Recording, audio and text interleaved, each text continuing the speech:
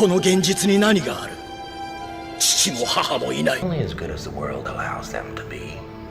I'll show you when the chips struggling to have it. Perfectly Stars lose their no brightness. fish. The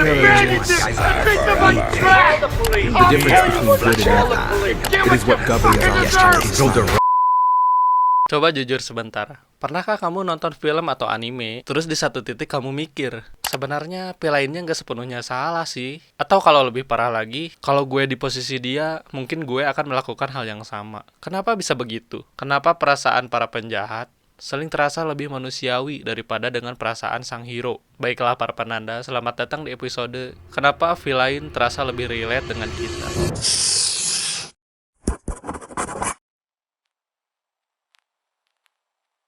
Oke, yang pertama, hero yang sempurna itu kadang kelihatan gak realistis. Hero biasanya digambarkan adalah orang yang kuat, benar secara moral, jarang ragu dan jarang salah. Masalahnya satu, kita sebagai manusia tidak hidup seperti itu. Kita sering ragu, sering pengen nyerah, sering egois, dan juga sering ngerasa capek, iya nggak sih? Saat hero selalu benar, kita memang muncul rasa kagum dari diri kita. Tapi di sisi lain, kita jadi merasa tidak dekat.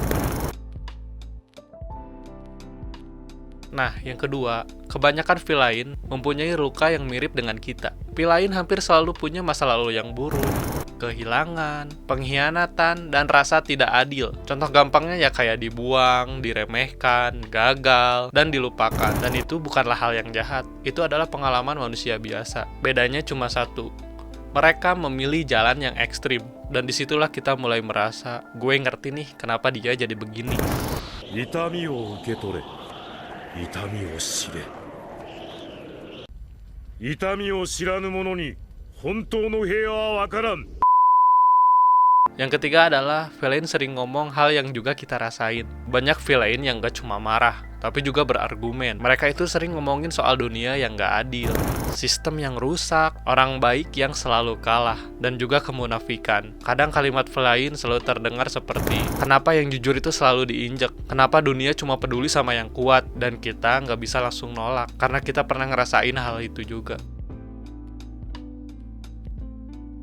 Yang keempat, hero itu punya tujuan yang mulia, dan villain punya motif pribadi. Hero menyelamatkan dunia, melindungi semua orang. Kadang tujuan hero itu terlihat abstrak, sedangkan villain lebih ke balas dendam, ingin diakui. Villain itu sebenarnya pengen hidupnya itu berhenti untuk sakit. Motif villain sebenarnya sederhana dan personal, dan justru karena itu lebih gampang dipahami oleh kita sebagai manusia. Yang kelima, villain adalah kita yang gak dapat kesempatan untuk sembuh. Coba pikirkan hal ini. Villain seringnya adalah orang yang gak pernah ditolong, gak pernah didengar, dan juga jarang diberi ruang untuk pulih. Kalau hero biasanya adalah orang yang berhasil melewati trauma. Nah, justru villain ini adalah orang yang tenggelam di dalam trauma itu. Dan di titik itu, kita gak membenarkan kejahatannya, tapi kita mengerti rasa sakitnya itu.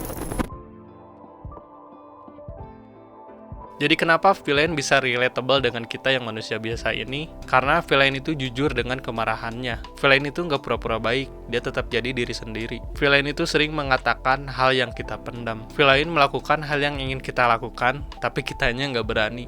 Dan itu yang membuat kita lega. Kita nggak suka villain karena mereka jahat. Kita suka villain karena mereka adalah seorang manusia yang mengerti semua rasa sakit yang kita rasakan. Penuh luka, penuh emosional, dan seringkali lebih jujur daripada pahlawan. Mungkin alasan lain villain terasa lebih relatable adalah mereka itu bukan orang jahat, mereka hanya orang yang salah jalan. Oke para penanda, itu dia video kita tentang villain yang terasa lebih relatable kepada manusia. Semoga kalian suka dengan video ini, dan terima kasih untuk yang selalu nonton, yang memberikan like dan komen. Saya doakan semoga kamu selalu lebih bahagia daripada hari-hari ini.